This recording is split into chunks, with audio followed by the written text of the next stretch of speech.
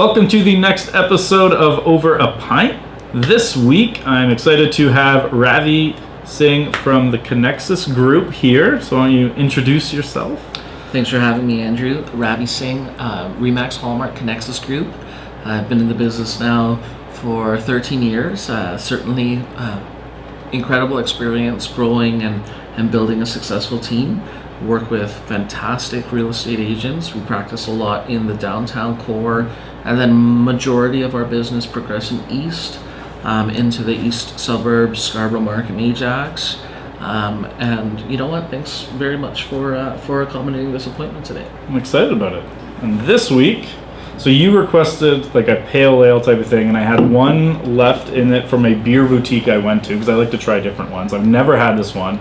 It's called Dead Elephant Pale Ale, a jumbo legend with an unforgettable taste. Cheers. Cheers. Let's do this. All right. And don't worry if you're a bad pour, they happen all the time. Okay. And normally by me. Well, I'll tell you a funny thing about me. I actually don't drink a lot of beer. I did have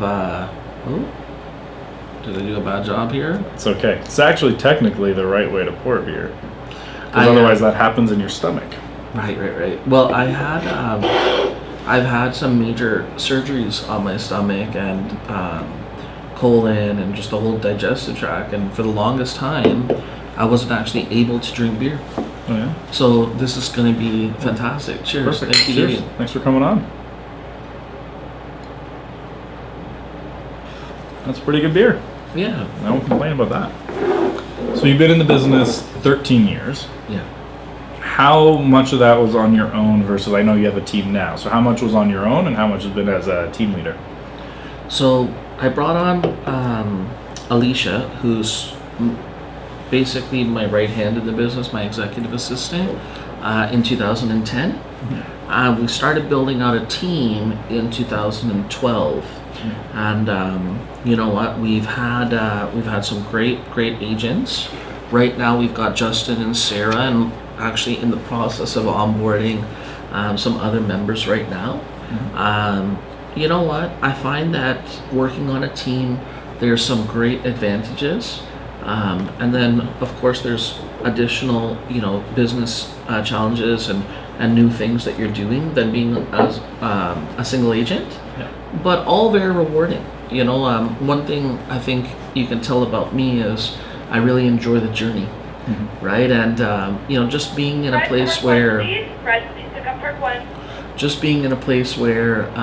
you're continually evolving and growing as a person and as a business owner. I mean, that's what it's all about. Yeah. That to me is the goal of being in business for self. The other thing is, as you scale in any business, as you take on more clients, to serve them at the same level, but yet manage your own personal calendar, you need good resources. Yeah. And those resources could be systems, those resources could be environmental or operational, but a lot of the time it has to do with adding people. So there's a lot of challenge for a lot of business owners I talk to. How are you at kind of letting go of responsibilities to other people when they're representing you? How does anybody do that? It's impossible, right? No, I'm joking. You know what? The truth is, like anything that's successful, it takes time, right? I mean, as people learn, like we were just having a little talk about just copywriting. As people learn how things are to be done, and as you develop over time and sort of mesh the boundaries a little, it's easier to step back, right? And that's just the other thing too is you have to have good talent, right? If you don't have good talent, you're not going to be successful. So how do you go about evaluating people to add to your team? The first thing is I look at a person's DNA, right? I look at their programming. I look at things like outside of business, what are you interested in? Mm-hmm. Not just that, but what have you done for someone else? How have you grown? What challenges have you overcome? What do you want to do in this business? What matters to you? These are all sort of questions that look at the core of a person. Yeah. Then we also do something called True Colors, which is a Doug Bolger personality test, similar in some ways to DISC. We take a look at the red, blue, green, orange one? Orange, gold, green, blue, right? And we tend to try and hire people based around their strengths, and then complement people who are on the team. So, for example, me, I'm very high orange, very low gold. Alicia, that works with me, she's very high gold, right? And gold has to do with organization, punctuality, details. I'm orange green. Green has to do with big picture thinking and looking at things from an analytical perspective. Orange has to do with great experiences and seeking variety and taking calculated risk. Yeah, that's more. I'm a high green and then orange. You're definitely high green. Yeah, blue's my blue and gold are pretty low for me. Yeah, you know what? But you're a new dad. So I'm sure the blues growing. Growing. Yeah. Well, it's funny. Every time I do those tests, green and orange end up kind of rivaling each other. Yeah, or being like one time I had orange higher than green. Right. It's like DISC. Every time I do it, it's actually different. And then, but blue is always consistently the last, right at the bottom. Yeah. So do you look at just from the personality testing? When you do that, do you then find the fit for them at that point? Or are you do the test to see if they're fitting for the role you're hiring for? You know what? Generally speaking, it's not like the personality testing is the be-all, catch-all decision maker. Yeah. But I definitely find that in certain roles, you need to have certain strengths. Yeah. Right?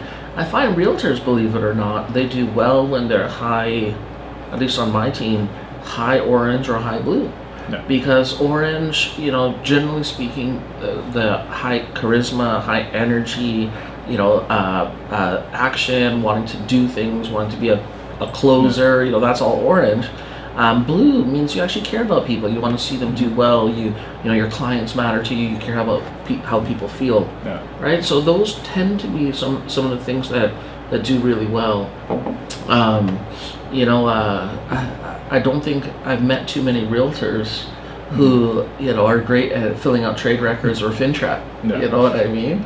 But if you have great administration that can help you with that, that's maybe where you're going to plug in some of those gold skills, right? It was funny. I was an agent in my old office. It was her biggest problem, which is a great problem to have, is because it took her so long to fill out her trade record sheets and she never went into the office. Her biggest challenge in her business at that time was filling out all her trade record sheets. Absolutely. I'm like, great problem to have, but that was funny. She'd like once a month go in and like just dread that meeting of going to sit down to sign and fill them all out. But you know what, Andrew, it's interesting. Like if you poll 20 agents, I bet you the biggest issue that they have is all the paperwork. No. Right? I mean, it's a necessary evil, but who wants to spend that time on that? Yeah. So how long into your career till you outsource filling out the paperwork? Yeah, I mean, the earlier the better. Yeah. Right? It's interesting, but a good friend of mine, he organized this Darren Hardy get together where we talked about insane productivity. And if you take a look at the absolute most successful people in any industry, what they do similarly is they find leverage points in their life, right? And I mean, one example that I heard from my coach, Richard Robbins, talks about this guy who's a televangelist. And, his only job, but he does it better than anybody, is he prepares this Sunday sermon, right? So, I mean, he's very specialized in what he does, right? For you, it's probably talking to the key decision makers that you want to be in business with, right? So, I mean, the earlier you can find people who can excel in different roles within the real estate process, the better. So with that in mind, what do you spend your time on now for your business? Yeah, we make the joke of it's shaking hands and kissing babies. It's a great time. Right? I mean, booking a lot of meetings, booking a lot of opportunities to network, booking a lot of time. We have a great book of clients. Yeah. We're so lucky that we've had so many fantastic people who have come to us to buy and sell their homes, that staying in touch and delivering value consistently to that world, that's what's most important to us. Yeah. And everybody that we've worked with, that's had a good experience, has referred, has come back to us. And quite honestly, a lot of people ask me, where do you start? Like, what's the first step? Day one on the business is sorting and qualifying your database and figuring out who you'd like to be in business with, delivering value consistently to them. You do that, you're gonna have a good business. It's funny, everything we were talking about, that's just, you've done the first step well, and then you do the second. Yeah, like it's what I always tell people is like, for the best results with digital marketing is to already have a base that you can market to.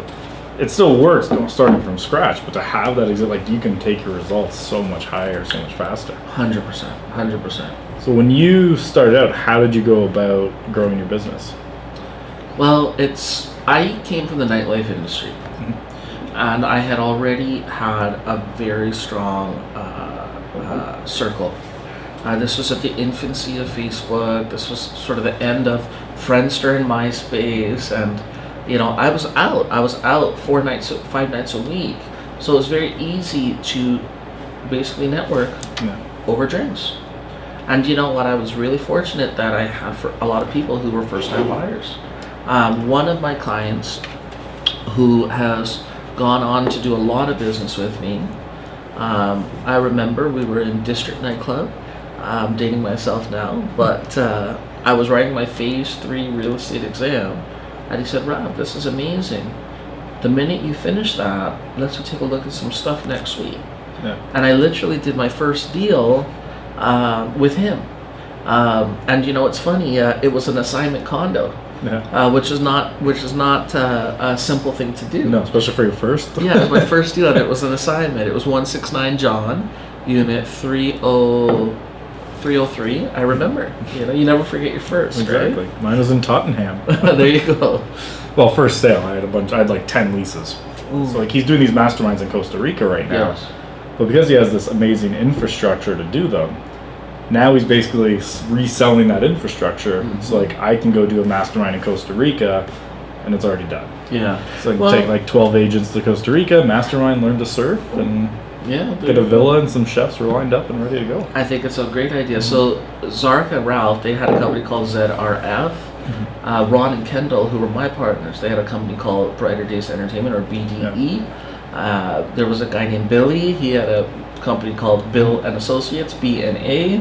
Everybody kind of acronymed, and at one time, so it's like real estate. Everyone just kind of copied what the others were doing. Pretty much, right?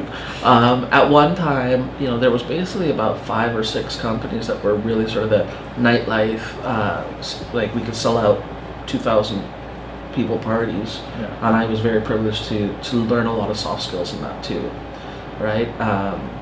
I remember,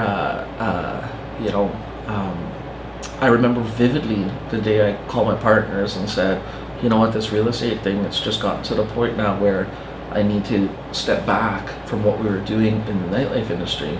And at that time, we had 3 successful weekly nights, a long weekend Sunday, a long weekend Thursday, and we were looking into a brunch party, and we had special events for New Year's Eve, Halloween, et cetera, et cetera. Like, it was a business, right? It was not, we hosted a couple parties here and there. Like, it was the real deal. And it's interesting. There are so many realtors who came from promoting nightclubs. So many. And you wouldn't think that would be a natural progression. Somehow it has become that. So what skills from that do you think have helped you the most as an agent? It's funny, but my dad, he used to have a saying called the gift of gab. And, you need to be able to be very free with the ability to communicate, the ability to talk, the ability to sell, the ability to manage emotion, the art of listening, the art of talking, the art of presenting. Those are things that you don't learn in a book. Those are things that you can learn through your environment. right? There are countless times where, I can remember growing up, going through, the different parts of my life where I've seen that skill surpass everything else. And I'll tell you, Andrew, when I was at U of T, one of my professors, believe it or not, said, Rav, look at you and look at all those people over there. Because there was literally a sea of people whose heads were just crammed into this book. Me, I was just trying to pass, do well enough, but grow, right? And it's a totally different mindset. You know what I mean? Yep. Totally different experience when you're trying to relish what you're going through, right? I always say I'm a sprinkle of all my mentors, all sort of pouring into who I am. And being in that industry, I learned so much. You learn a lot with people who are, kind of, not necessarily the most scrupulous or ethical people too, right? So you gotta learn a lot of things on the way. So how much of your early business besides that first deal came from your connections in that industry versus new business of people you didn't know before? You know what? It was interesting. I realized, I'll tell you the story of Faint Drive. I was already doing decent business, 6-figure commissions and building a nice little business going. In 2008, I came across an Irishman that goes around the world talking about how he came to America with $5, Brian Buffini, right? And I started working my referral, writing the notes, doing the pop-bys, that whole thing. And it was working. I felt weird, but it was working, right? Then I did this open house, and I sold this property in what was a seller's market in Ajax at the time. And I met two of the neighbors. They were so impressed by what I did that they both ended up using me to sell their homes as I did their open houses. And as my online marketing was superior than most and my print advertising was great, I ended up meeting more of the neighbors. Guess what happened? Snowballed. Sold 2 more houses on the street. Then I got a call. Alicia said, Rav, call this woman. Her name's Stacy. She wants to sell her house. And I'm like, okay, does she know me? And Alicia said, no, she doesn't know you, but she just knows you sell everything in the neighborhood. So I went and I listed her home, and I realized I didn't need to focus on only building referral business. I could excel in other ways too, right? And Andrew, it's funny, but I met so many realtors, and they say, well, what's the magic pill, right? How do you just become the really good realtor? I think that there's this innate need to help. And then being very good at the sale, at the negotiation, at the presentation, coupling that with just a genuine interest in people's well-being, you're going to do well. I have a guy we're kind of courting. I said, you gotta come join the team. And he said, I'm thinking about it. And I was like, great opportunity. And I say, how's your business going? He says, well, it's going pretty good. I said, what's the source of your business? He says, I just do a great job everywhere I go. And I mean, that's not something you bottle up and you put in someone's pocket and they have. That's something you acquire, I think, from having that innate sense of seeing people do well, coupled with your talent. Right? For me, that's a big thing I've noticed now, especially doing the show where we sit down and kind of dive into someone's business. Because sometimes these episodes will go an hour or two even. And how much focus top producers have on the client experience versus everything else. They're the ones who consistently have that dialed in from when the contract signed, BRA or listing is signed and on, whereas everyone else is focusing on what happens before. 90% of people focus on what happens before the contract signed, and I find top producers focus so much more on what happens after, and it seems to make a big difference. One of the best terms I learned in my business was expectation management. Right? And the second one is delivering the unexpected. So expectation management and then delivering the unexpected we take for granted as realtors that, yeah, we sold a house, yeah, we got a mutual release, yeah, the deposit's late, or yeah, we got a record high, or best, multiple offers, there's 12 offers. This is literally someone's nest egg. Yeah. So I'll tell you another story. Very nice friend, very good friend of mine, recently married, calls me and is like, wow, listen, man, I love my loft. I love it. I've been living here, but now we're married, and I think the wifey. I think it's time we look for a place that's not mine. I think it's time we look for a place that's ours. So we started looking. We found a place. We bought a place. We got a good deal, and then we listed his place. And he was micromanaging. Okay. Yeah. Like when I say micromanaging, like he was literally nonstop. Hey, the appointment's for 10 o'clock. It's 10:01. Like I checked my Nest. No one came in. Like, hey, do you have update on that appointment? It finished at 11. Like micromanaging. Yeah. And I remember I was having a talk with him. I said, listen, I got it. And he's like, I know you got it. I struggled. I told him I was going to call him on Saturday at 7 o'clock. And I ended up not calling him. And I sent him a message around 10 o'clock saying, hey, you know what, it's late, let's talk tomorrow morning. Sunday morning, right? I got a call from his wife saying, you know what, he didn't sleep all night. He was hyperventilating. He was breathing in a bag. I took it in, it was frustrating for me, yeah. But I tried to put myself in his shoes. And I remember the night of, I said, so we have this offer, we have this offer, we have this offer, and this is the one I think you should accept. And I took it out and I showed him, and I said, it's $1,035 a square foot, which for his building was absolutely insane at the time. Yeah. It's a record sale price, and he just broke down and started crying. Like he literally crying like a baby, right? And you know what? It dawned on me how important this was to him. Yeah. Right? And I think if you can be in tune with that, you're good. Manage the expectation, deliver the unexpected. And unexpected and expectation all have to do with how you make someone feel. That Maya Angelou quote, right? People will forget what you say. Yeah. People will forget what you do. People will never forget how you make them feel. Top producers, it's easy to sell or transact. It's really hard to earn such a great experience that, like Amy Young, and I've been creeping her a little bit, and she says, experience is worth talking about. Yeah. Right? Create this experience that is literally something people are going to parade around. Right? So what do you do to create that experience for your clients? For example, someone has a listing. I let them know ahead of time exactly what I'm going to do. Mm-hmm. And then I do it. And I keep them updated on what's happening. And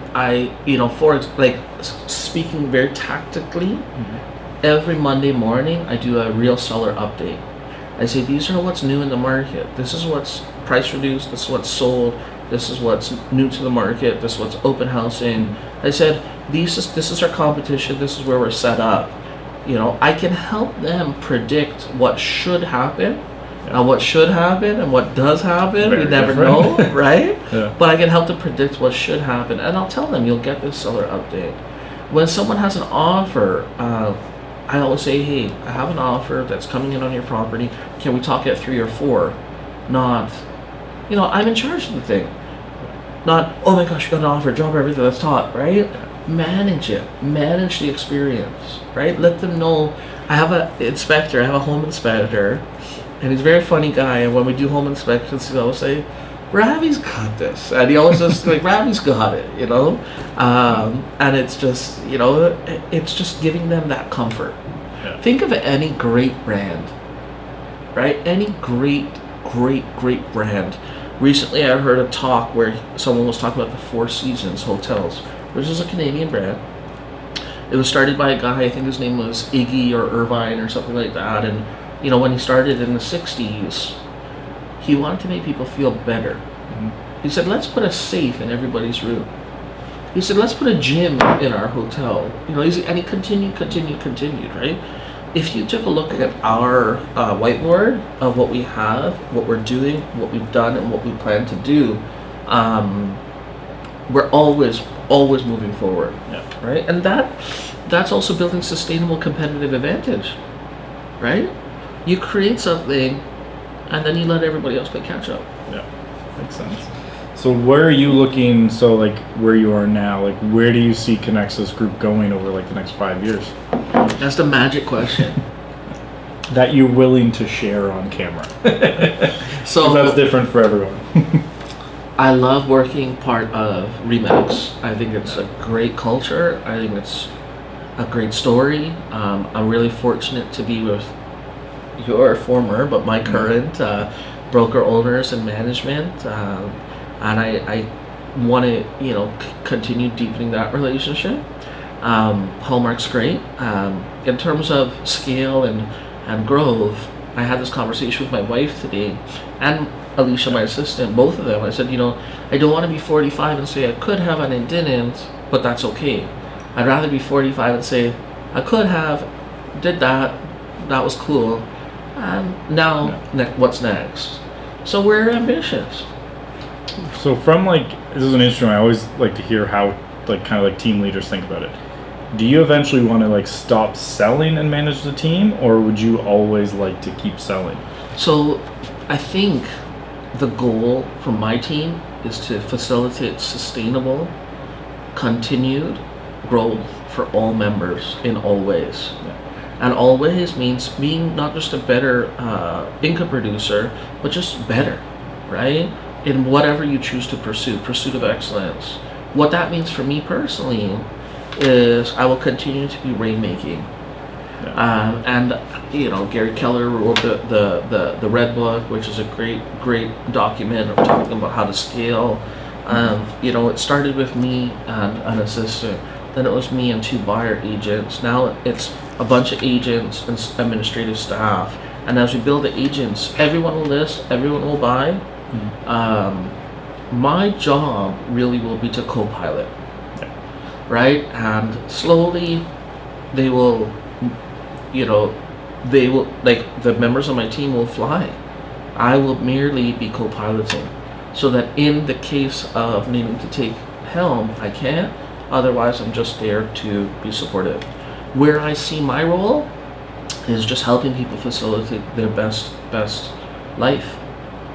So I know you mentioned Richard Robbins as your coach. You also coach with Brian Buffini. Where else do you look for outside of your coaches for kind of that inspiration on how to get better, how to grow your team, and different things like that? Yeah, so I have recently become an avid reader. I never really had the passion for reading before. You reading or audiobooks? I'm paper, going through paper, and it's an incredible experience. I seek so much the opportunity to learn, and it's something that I try to foster in my children, try to foster it in everyone around me. And everywhere you go, people are there's a great saying, success leaves clues, right? You can look around and see so many people who are doing so much great stuff.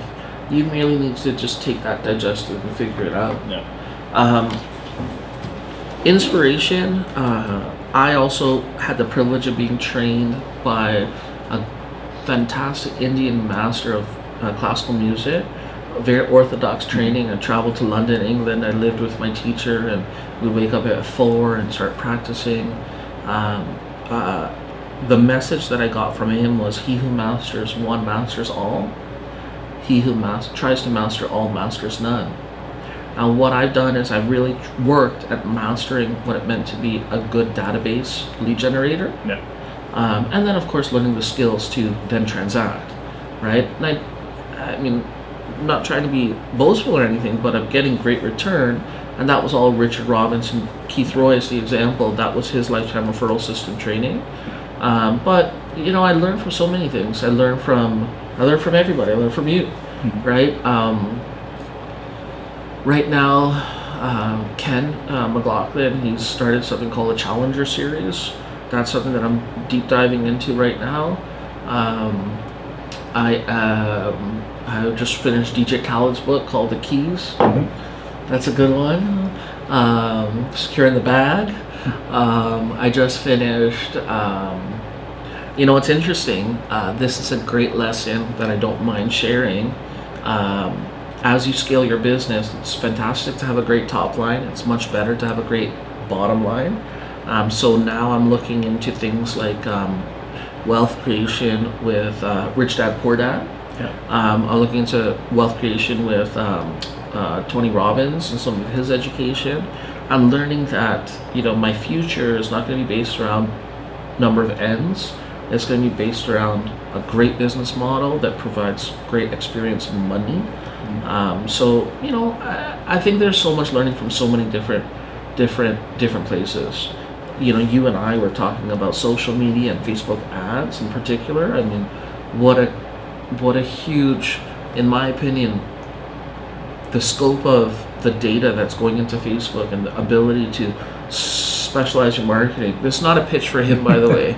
But, not at all. But, he's not a client yet. Not a client. Who knows? But specializing that marketing and figuring out how to really capitalize on that opportunity. That's huge. Right? Well, there's nothing like that's existed that has kind of that reach that it does right now. Like that might change 5 years from now. Maybe people flock to something else, but it's amazing. Have you read the Brief History of Tomorrow? No. So, basically we've fed so much data into the brain that they tell you on your 21st birthday who, based on every movie, every place you visited, everything that's happened in your life, every single thing that you fed into the brain, which in our world is Google or Facebook right now. They tell you who you should marry. They tell you what job you should have. And it's basically this story of how we've created this AI that now governs us, right? And I feel like in some respects we are at that infancy state of doing that. Well, it's wild, but and the way they're able to track certain things to figure out my favorite example is how Google knows when people are pregnant. Have you ever heard the indicator that tells it for them? No. So if someone goes on Google and types in how big is a blueberry, they know you're pregnant. Yes, totally makes sense. Only people searching fruit are size. Pregnant women. Yeah, because they're the fetus is the size of a poppy seed. It's a blueberry. It's a pineapple. And then that's how they're figuring it out. And it's that interesting size that they figured out what those corollaries are on the most random and I think they're saying they've even now figured out if you're searching for baby toys, they know if that's for you or if that's a baby shower you're going to and it's not your kid. It's an insane mind blowing when you really think about it. So we just recently got Google, what's it called? Alexa? That's Amazon's. What's Google's one called? Home. Google Home? Yeah. And my kids absolutely adore it, right? And they're like, hey Google, do you like my toys? And they just play all day with this. Yeah. Google Home is the babysitter, right? Yeah. They're just talking to it. But I realized something the other day. My wife and I, we were talking. We were not typing. We were not using our phone. It was just hanging out there. And she said to me something like, how long do you think we need to put the chicken in for? Yeah. And I'm like, I don't know, just Google it, right? And she goes over to her phone, she opens it up, and she puts in how, and the autofill was, how long does it take to cook chicken breast or whatever, right? That's not the normal autofill for how. They were listening to what we were saying. That's interesting. Right? Yeah, because I see at the Google Home, they're all connected in the accounts. And right? Because I know most of the time, everyone thinks that with Facebook ads, that they're listening and they serve you, and that's really not actually the case. But there's got to be some like that where that is happening to a degree. But I think I was reading somewhere that, because that's always what people say about Facebook ads, is they're listening to the conversation when I saw an ad. But they don't, the amount of data they would have to store somewhere to be able to listen to every conversation and serve an ad is not, it's too much that they could do. But I was looking into, when you talk about, if I mention a red Civic, when we drive home, we're going to see 10 red Civics. We might not have noticed otherwise. And I think that's a lot of the time what it is Now you're noticing it because we just talked about it. Yeah, I mean, at the end of the day, I think it was Gary Vaynerchuk who said privacy's overrated, and the next generation up will value it less and less. Yeah. I mean, I agree. I mean, if the marketing just becomes more efficient, therefore I get better offers because people know what I'm doing, I'm okay with that. Yeah. I'm okay with that. Yeah, as long as there's some degree of control of like who has access to that data, I'm fine with it. Yeah. Like I would rather get the better ads. I would rather see more value online. Like that's a big one that Facebook cares about. Like that's why every ad goes out has a relevance score. Yeah. They know even the ads have to be relevant to the people seeing them for people to stay on Facebook. Yeah. Like they want the ads to be just as good as any of the other posts that are going out, and they're going to reward people. Like if you have a relevance score of 10, you're going to get more people seeing your ad for less money. Yes. Whereas if you have a 1, it's going to cost you a fortune to get like almost no one. Did you, I mean, you must have heard about the sold data announcement in our industry. Yep. I did my Facebook Live on that last time, and my viewpoint on that is it doesn't affect what the value of a broker is. Mm-hmm. The broker has certain roles in the process. It does familiarize the seller more so than prior with what the historical sold data is. Yeah. And then the realtor needs to come in and do everything that they do. Yeah. Right? Well, our value is not information. No. That's not it. I think that's the mistake a lot of people think is they're trying to control the data because they think that's the value. Yeah. Which should never be. So Andrew, just flipping for a second and just interview you for a quick sec here. If you were to, start as a realtor, let's just say in, I don't know, Boston tomorrow. Yeah. What would be the 6-month or 12-month, lead generation strategy? I'd basically start over a Pint, but local. Yeah. So that'd be step 1. So Yeah. I'd like literally, and I'd probably do it more than once a week at the beginning because I just got to get more out. Yeah. So I'd probably interview I'd start with all the local, the popular local places that aren't chains. So for instance in Aurora, there's a place called TC's Fish and Chips. If you ever go there, Pop, the guy, this kind of old Greek guy, him. Yeah. I'd make sure he's in the video so that when I run the ad locally, everyone's like, I know that guy, then they stop and watch. And Pop would likely repurpose that exactly content I'm too. Tagging them in it. I'm making sure it goes out to their audience. I'm tagging I'll run an ad to the restaurant so anyone walking into it sees the ad. I'm gonna do that type of stuff. Oh, well, then my strategy also depends how much of a budget I have. Yeah. Assuming I have a bit of a budget, I would do that. So that'd be the first one, is creating that content locally that gets me in front of people like this, but I'm not pitching to hire them. And then, so run those, retarget with an offer, guide to preparing your home for sale, that type of thing. The rest of the time, networking events, getting out and meeting people, getting involved in the community, start coaching basketball again. But then there's little things when I'm coaching basketball, I'm running an ad to the gym with my face and what I like to say, because I was with Remax, I had the Remax balloon in it. So I don't have to go to parents and be like, hey, I sell real estate if you want to talk. Right. But they pull out their phone during a break in the game and they see my photo with the Remax balloon, they start coming up to me after the game being like, I see you're in real estate. But it'd be a lot of get involved with the community as much as possible, film as much as possible of me in the community, and then promoting that out to people.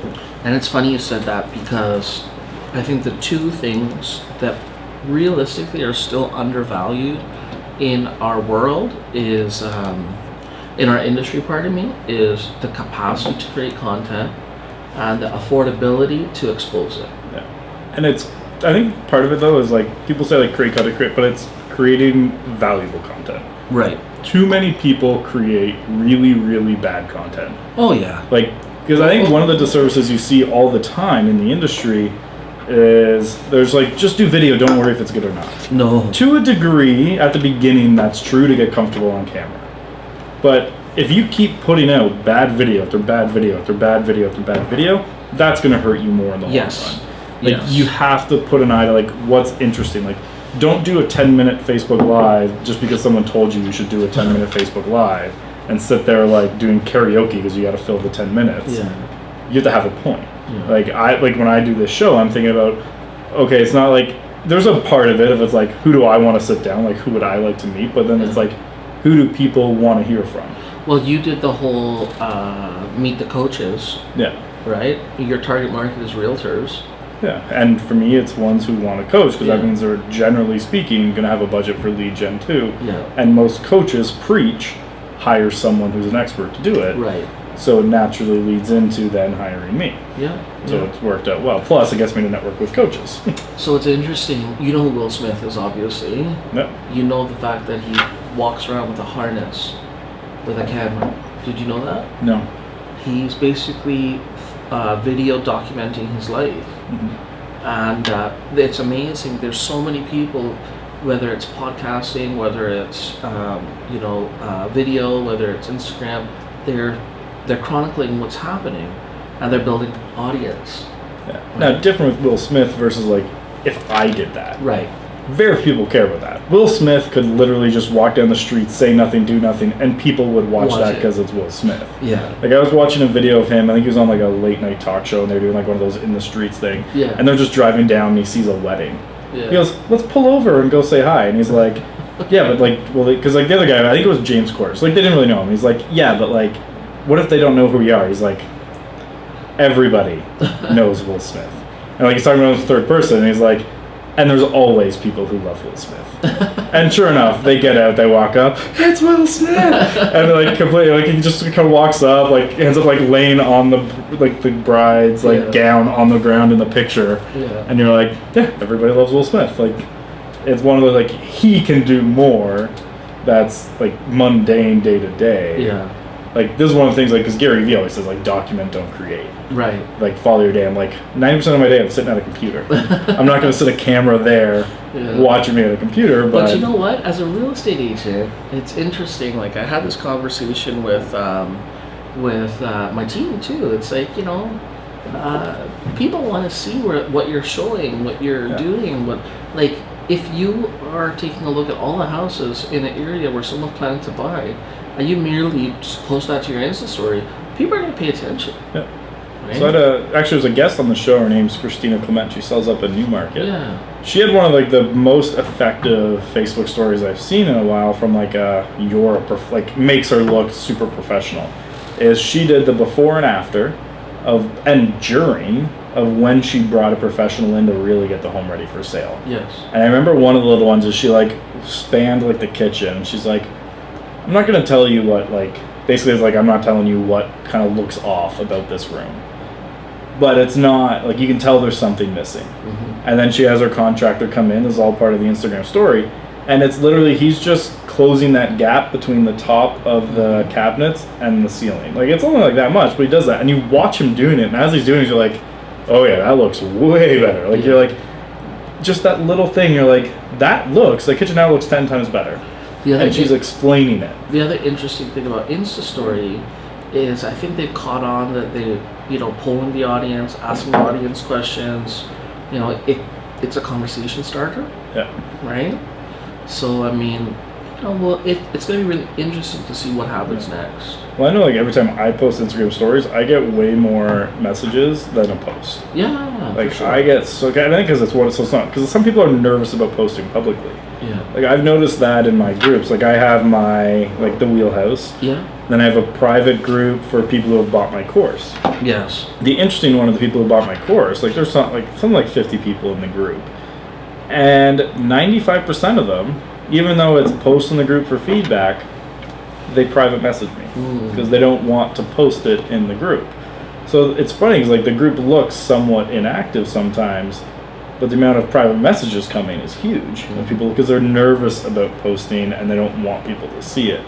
And that's what I think one of the things that makes Instagram stories so good is they're not putting themselves out there. It's just that one-to-one communication. And it works Do so you well. find that Facebook, Instagram is really the only social media that you're using right now?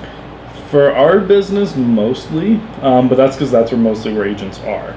Agents don't use LinkedIn a lot. Right. Like CEOs of the big brands, I'm more likely to find them on Instagram. So like there is on LinkedIn, but they're not there. Like for us, it's like agents treat Facebook like LinkedIn. Yeah. So that's where I am. Instagram, it's a little bit more the personal side of me. And so it's kind of like of the know, like, and trust. It's like Instagram is to build the like part. Right. Of like, you know, see behind, get to like me as a person. I don't post a ton of business there. And if I do, it's more the fun back behind the scenes stuff. Yeah. Whereas like Facebook's like the hard tips and tricks and tactical and strategic and that type of stuff. And all my right hooks are on Facebook. In terms of other platforms, as me, not, but like as an agent, there's definitely some great ones like Reddit.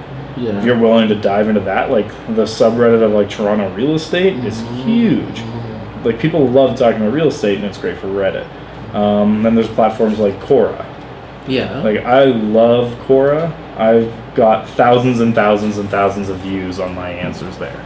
Really? So it's Quora. Cool. But it's interesting because all it is literally you go and post a question, and then people who know something actually answer it, and you like up and down vote the answers until there's the best one, and that's the one that shows up.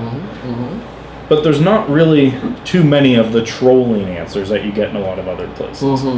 And even the ones that do kind of troll, they only get through if it's like a ridiculous question that deserves a troll. Or it's like they troll while providing the real answer, that type of thing. So it's really valuable content. And people ask real estate questions in there. People ask Facebook ad questions in there. But then there's also just from like an interesting standpoint, like I follow basketball on there a lot.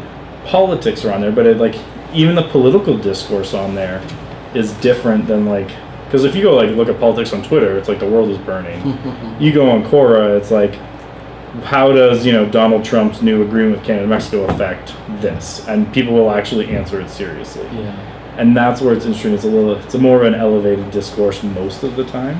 The other thing I find is you need to be a little bit thick-skinned when you're starting to run a lot of social ad, right? I remember when the market was really hot, I was very proud of a sold price that I achieved on a listing, and I had 2 comments around, way to go, you just sold this property for a stupid amount, and you know, all you did was just overinflate another shoebox in the sky. Right? And I remember just feeling like a little bit like it was a personal dig. And there's always going to be those There's trolls. nothing you can do. Like I remember the first comment I ever got like that when I was selling was on a YouTube video, and they referred to me as a used house salesman. And I just responded to it. I'm like, this is amazing. I finally got my first troll. Does this mean I made it? And he's like, I had fun with it. And I actually, so you didn't delete, eh? No, I leave it. Because like but it depends now. If he was like, you effing, effer, effing this, like I would delete that type of comment. But if he's just like, because like I think I did one on, it was something to do with like ethics in real estate, which in hindsight nobody would actually watch it, but it was around fiduciary duty type of thing. I had just done the courses, it was top of my head, so I did a video. No one's actually going to watch that in hindsight. Don't do those videos. Don't do the fiduciary duty video. Not interesting. And he's like, like I'm going to expect honesty and integrity from a used house salesman. And that I'm very happy to respond to. Like, you can actually genuinely turn those guys, like, they're engaging. You can turn them into a client. Sure, absolutely. Like, I know someone who had, actually similar to you, he set a price record for a building downtown Toronto for highest price per square foot ever. And people in the comments were like tearing him. Because of that post, he responded to every single one, had discussions, signed a penthouse. Beautiful. Like if you engage and respond appropriately, and like you don't get angry, you just lay it out. You're honest. You show your expertise. That's okay. But if someone engages, that's good. That's a lesson right there. I appreciate that. And you know what? I was watching someone's video on pre-construction, and there was a whole sub-conversation happening. Well, you can DM those people too, right? They were talking to each other, saying, "Oh, I kind of like this guy." Then the other person would say, "I think he's kind of dorky," and then the other person would say, "But he's kind of right." You know, you have people now who you can DM, right? I have another friend. I saw her post online about the countless people she's had to delete or block on her Facebook. She happens to be in the fitness industry. Women, it's a lot different, to be honest. Like they get it back. Like, because we manage, so like I think right now in our business manager we have about 150 agent pages. Yes. And it's about 50% women. Yeah. And we see the messages that women agents get sent to their page, and it's not appropriate. Yeah. Like the nice ones are just, hey, if I sell my house with you, will you go on a date with me? Right. Those are the nice ones. Right. Some are pictures. Some are gosh. like descriptions of what they would like to do to them in a private room. Or, Wow. and some are just straight up like violent and like, I want to take you to a vacant house and do something illegal. Yeah. And you're just like, what the like that? Yeah. What women deal with is very different. Ridiculous. Yeah. So that's and where there's some guy out there who's a realtor who's probably like hoping he gets one of those messages. One day, you know? Like, but that's the big difference. When I'm saying respond to the people, and they like, there is, especially for women, a large group you delete, block, never think about it again, because it's bad. But that's, I mean, it's shitty. It's unfortunately the reality of the world right now. But what do you think about Facebook ads versus the future of influencer marketing? Influencer marketing is somewhat tough in real estate because the price of a good influencer and someone who actually has influence is often going to be too high. So what I heard is the going rate from from some people I know in LA and Hollywood is $1,000 per every 100,000 followers, give or take, per post. And the contract around it is that the post has to stay on the feed for a minimum of 12 months. So there's a lot of and it also depends on the influencer, because for instance, I could just go buy as many followers as I wanted, and then there's what they're called engagement pods. So I might be an influencer, and maybe I'll go and find 10 other influencers, and we'll say every time a post comes up, let's go like each other, comment on each other's posts, and make it look like we're huge. Well, if they now put a promotional post out, no one's buying. So sometimes there's someone with 5,000 followers who can drive more sales than someone with 2 million. Yeah.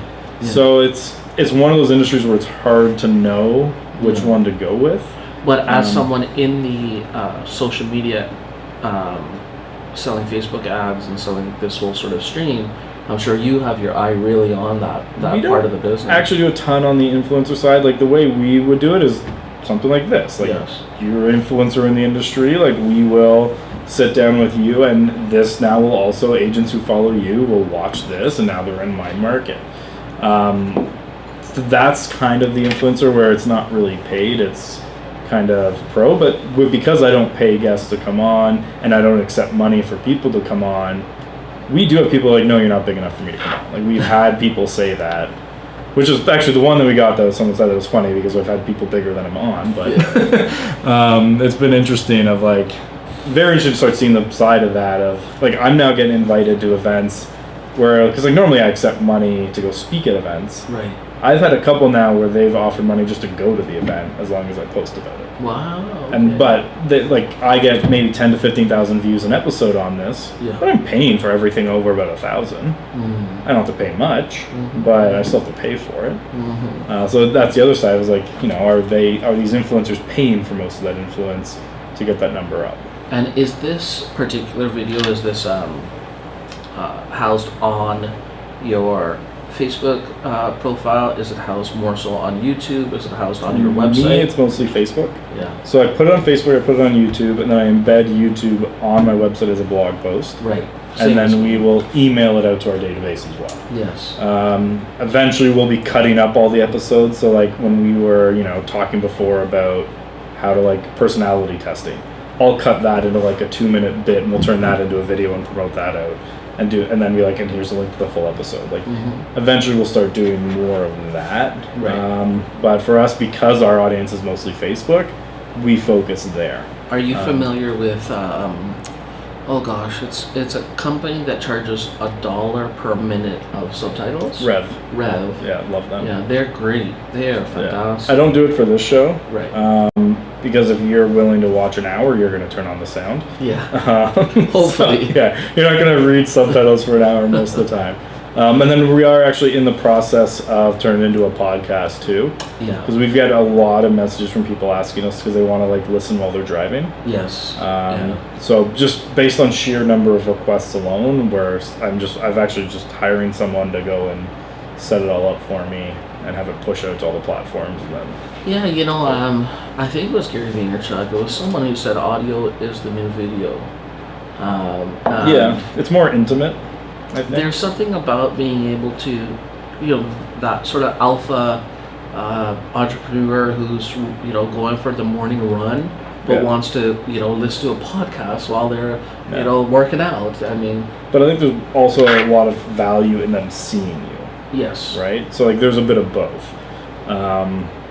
But yeah, it's like, I know when I hear people speak, it's a lot different. Like, I listen to some podcasts or even audiobooks, and you do feel a lot closer to someone having listened to, like, and they're the only thing. Like, when I'm driving, I don't listen to music anymore ever when I drive. Yeah. And actually, it's not even podcasts anymore. For me, it's audiobooks. I do audiobooks now almost exclusively when I drive. I don't know if Tim Ferriss is a real person or not. Never seen him? I heard from somebody who said I think that's just an artificial, just he was on Gary not a Vee. real person. Yeah, there's video of him on talking to Gary Vee.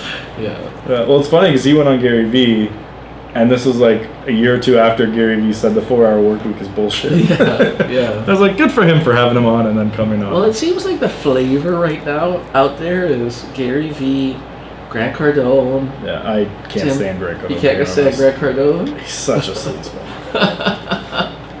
I'm just like, he probably has a good message about sales, but I can't get past just the alpha male, overcharge. So like 1980s. Yeah, like, I mean, I don't really pay I'm not much a fan. attention to it, but it seems like, it's him, Gary Vee, and Tim Ferriss, and who am I forgetting? There's a couple other guys out there. There's so many, and some of them are so niched. Yeah. That it depends like what you're following. So like for me, when I look at like Facebook ads, it's like Nicholas Kuzmich. Yes. So if you're like hard into Facebook ads, you know who he is generally. Outside of that, he's nobody, right? And like some of the people that I find really interesting in my industry, Raj Katar, right? Boutique company or something, I think he's Raj called. Kassar, yeah. So he's boutique real estate agent in LA. Yeah, LA.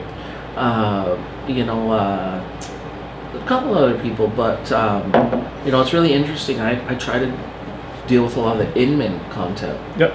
I think Compass is a really cool company. Yep.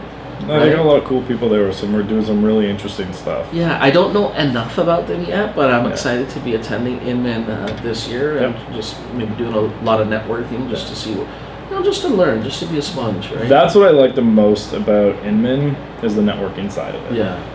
So the actual content, like if you go to a lot of conferences, it's not that different of content than most other conferences. Yes. If that's the only conference you go to, it's great content. If you go to like 5-6 a year, the odds of you seeing too much new is a lot smaller.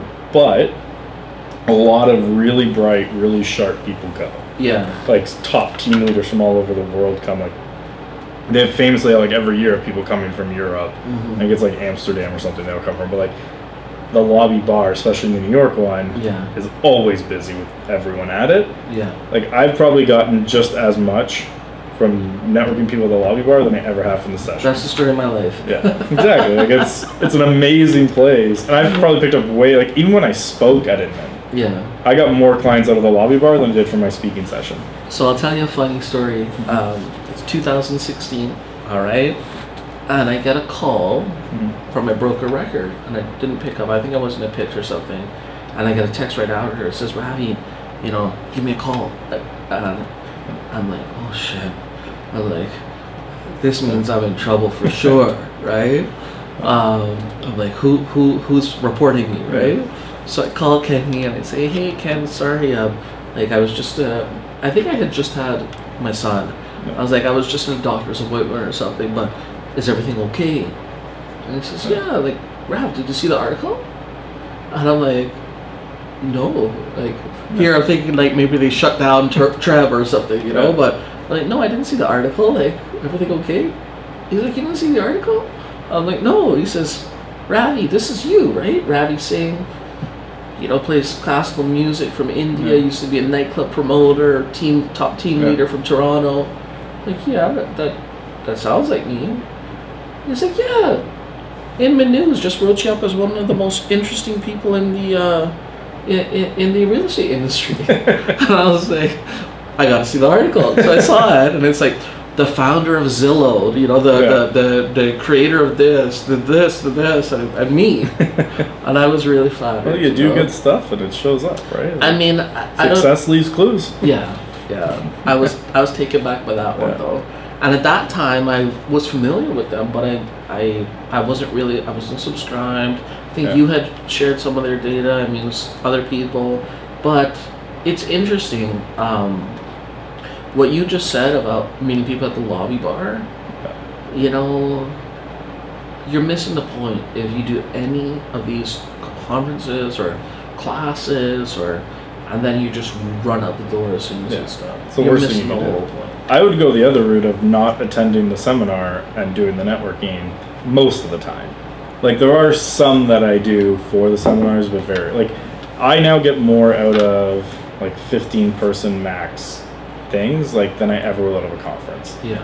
And that's what I'm trying to figure out right now. So I'm looking at next January. Are you gonna go? So this is my debate. So I have John Ross Parks is doing the Caribbean Cruise Mastermind. Right. So it'll be 60 agents on a cruise for a week.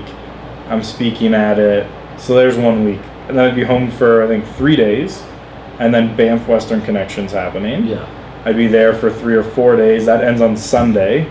Monday I'd have to go to New York for Inman for the week there. But then the Thursday, Friday that week, there's a mastermind in Mexico for people and I've done the ones in Toronto here for that group that I'm in, and they're the single most valuable days I've ever had for my business.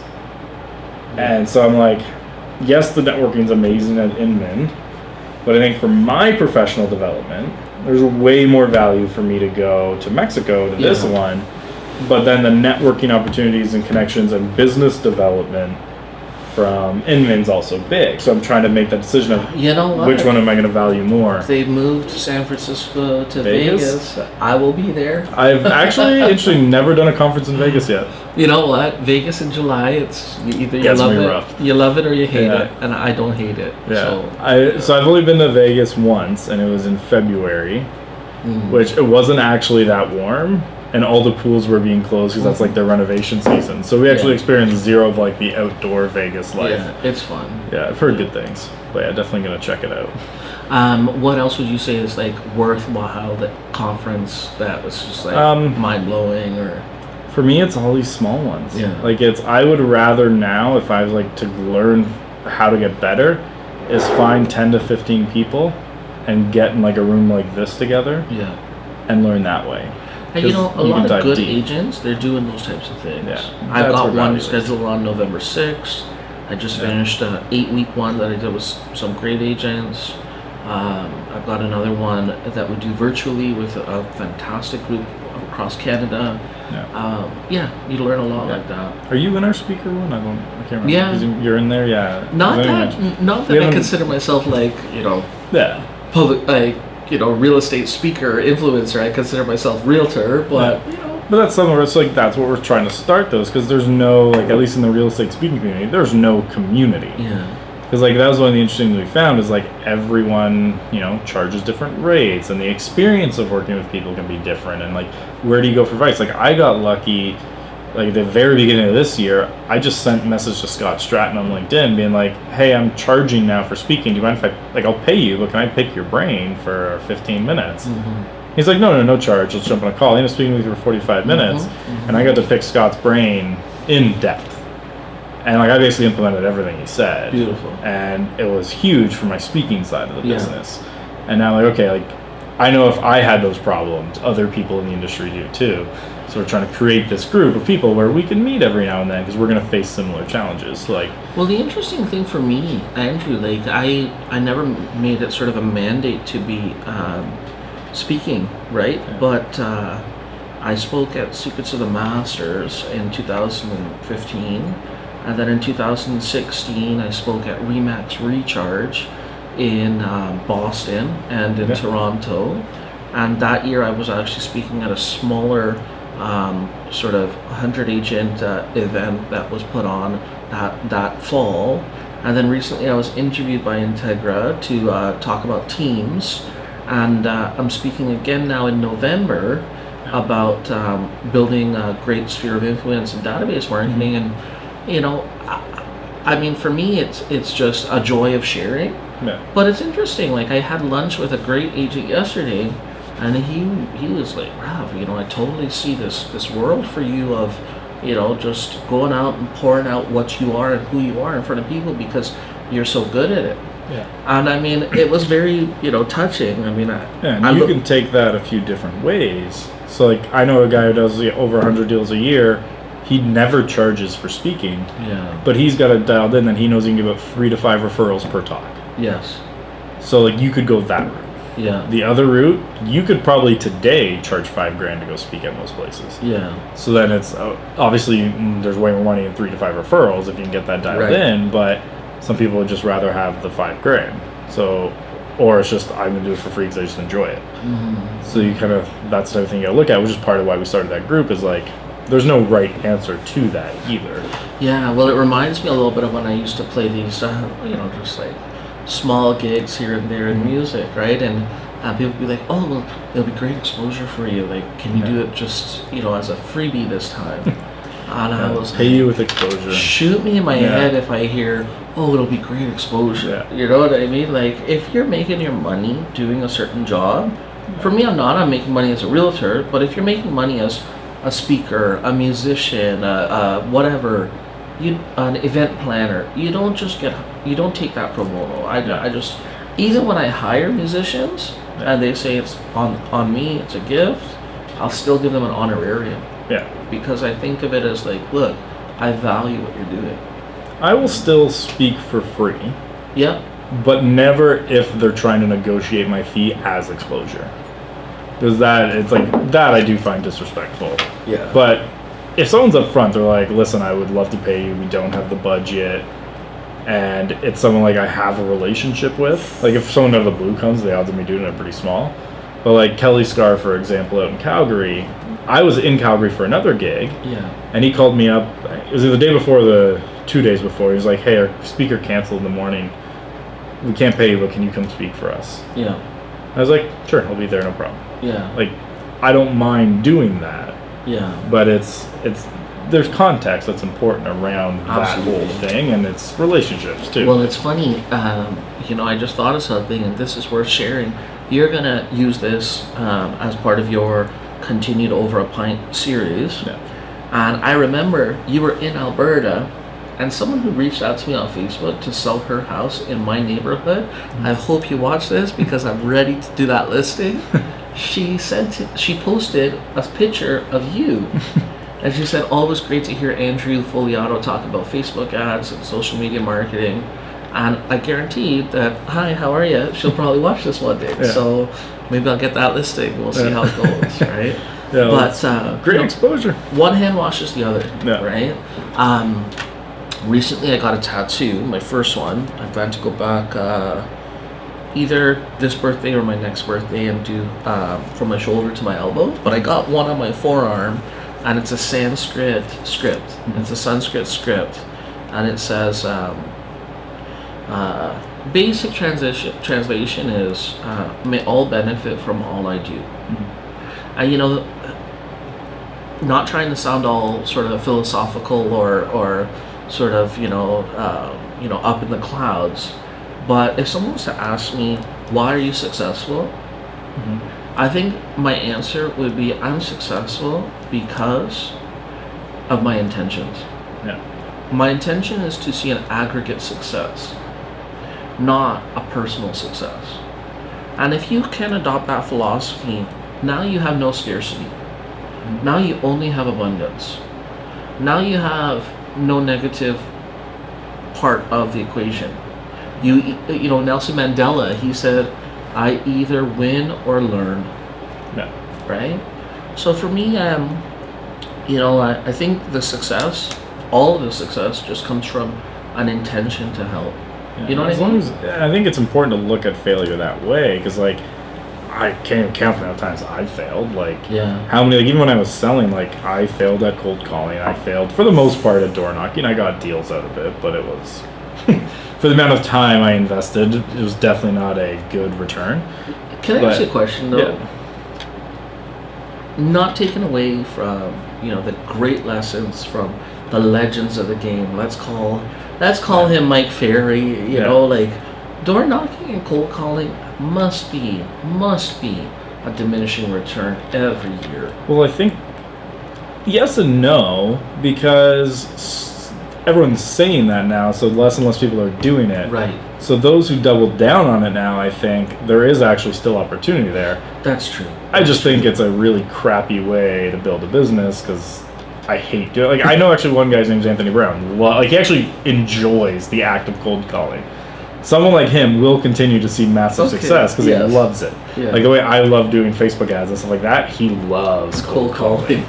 And I've seen him do it because he's recorded. Like, you look like you're having fun. Like, you make me want to cold call, and I hate cold calling. But you know what? Don't hate it until you give it a try, right? I've tried it. Because when I went first day as an agent, literally phone book. I was like, what do I do to my broker? Yeah. Drop the phone book, start a day. And he's like, what? I was like, what about the? I was like, what do I do about the do not call list? He's like, should probably figure that out. Here's the phone book. And I was like, okay. And I tried it, and I tried door knocking. I got a deal on the second door I ever knocked on. It was basically the last one. Yeah. But I thought at the beginning, this is a great return. I can knock on 2 houses, get a deal, done. And you know what? It's funny. But what you said about that person loving what he does, that's the secret sauce too. Yeah. I have a good friend. He talks about open houses. I say to him, look, I just don't really, I don't dig it. Like, it's not my superpower. Yeah. And he says, you know what? Just change the framework. Just make it a party. Invite people over. Have fun at an open house. Go on social media, Insta story it. And I've gotten better, right? You're getting coverage, right?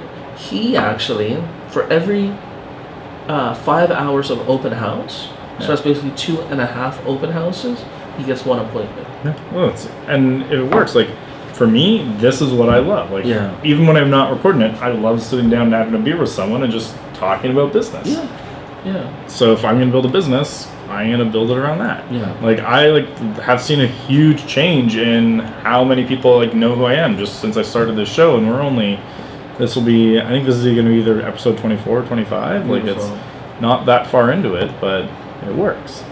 But it's because I love it. Yeah. And you know what? I think a lot of people sometimes say, okay, what do I do? How do I do it? And, again, this is a very theoretical, not very practical answer. Find what you love.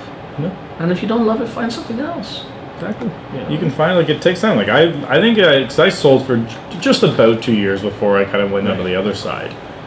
I didn't really have it dialed in until 1.5 years in. Mm-hmm. Like, I was trying, and stuff worked, and online kept working. And, my first year, I was the executive. I was, between, I was at, 68, 70 grand in commission my first year. Yeah. Which is okay. Not great.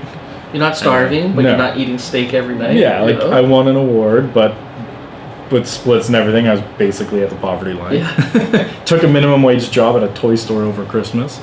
And second year doing a lot better, but it was a good 1.5 years into I knew exactly how I wanted to run the business, and then it really started working, and then I got asked to train other people how to do it. Yeah.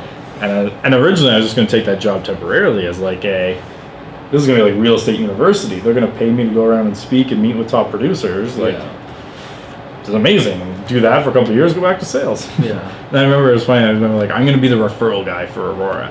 Every stage I went on for the first year I worked there, I had to mention Aurora at least 3 times. I wanted people to remember me as the Aurora guy. And it worked. Everyone knew me as Aurora guy, but then I never went back to sales. But you moved to Liberty Village, right? Temporarily, yeah. Right. So we were Aurora, and just because we had no kids, and Aurora is not fun if you don't have kids. Right. It's not a town for young 20-year-olds with no kids. Yeah. So we moved to the city, loved it. Looked at buying in the city, but prices had just jumped, and out of like anything we could afford needed $100,000 worth of work. Yeah. But we would have had to buy at the top of our budget before that 100. And we found literally the first house. I was like quietly looking in Aurora while my wife was still looking downtown, and I found like the perfect house, which is where we are right now. Beautiful. Although we actually were moving out in 3 weeks, but Oh, wow, okay. yeah, we actually bought our next house 11 hours before our daughter was born. Congratulations. So it was a hectic. How did you select your realtor? My old mentor. So when I was selling, he was my mentor. Yeah. And then when I started this business, I started like a Monday night, decided to start it. Tuesday morning, I called him up and I was like, "Hey, I'm gonna start this business. Do you want to be my first client? $1,000 a month." He's like, "Sure." I'm like, "By the way, I need you to pay me 6 months up front." And he goes, "Okay." I had the check by the end of the day. Beautiful. And Beautiful. yeah, client for life now. Like, Yeah. doesn't matter. Like, Yeah. sorry guys, I you know who can't you steal are. me from him. You got a client for life. Yeah, Right? Marcel Gary in Aurora. Yeah. Yeah, like no one could take that business away. Like, yeah, maybe if there's like a specific exclusive deal one time where there's no other way and it has to be done quick, sure. Maybe I'll do it without him. Yeah. But it would have to be like a ridiculous situation. But yeah, otherwise he's got client for life type of thing. So, it sounds like we'll be in Vegas together this summer. Probably. Okay, Good chance. good. Nice. Thanks for coming on. Yeah, Appreciate no, it. pleasure, So pleasure. if people want to get a hold of you, learn about you, Yeah. where do they go? What do they do? So you can search the hashtag the Connexus Advantage, or you can follow me at Ravi Singh Remax. Really easy to find, connexusgroup.ca. If you search Ravi Singh, I do think I rank first. There's about 5 other Ravi Singhs that are up there. Semi-common name. Yeah, pretty Yeah. common. It's like John Smith, you Yeah. know. So there's a politician in Washington.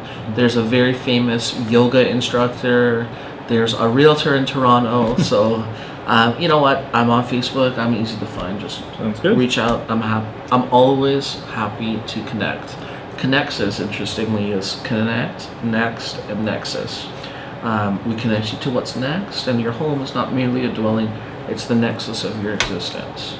Also, just heads up, if anybody's watching this and thinking about maybe joining a team, please don't hesitate to reach out and ask me about the pros and cons too. Sounds good. Thanks, Andrew. Thanks for coming on. Catch up soon, okay? Definitely. Take care. Stay tuned for next week when we have another guest that actually hasn't been booked yet, but we will find it before the next episode is released. So thanks for coming.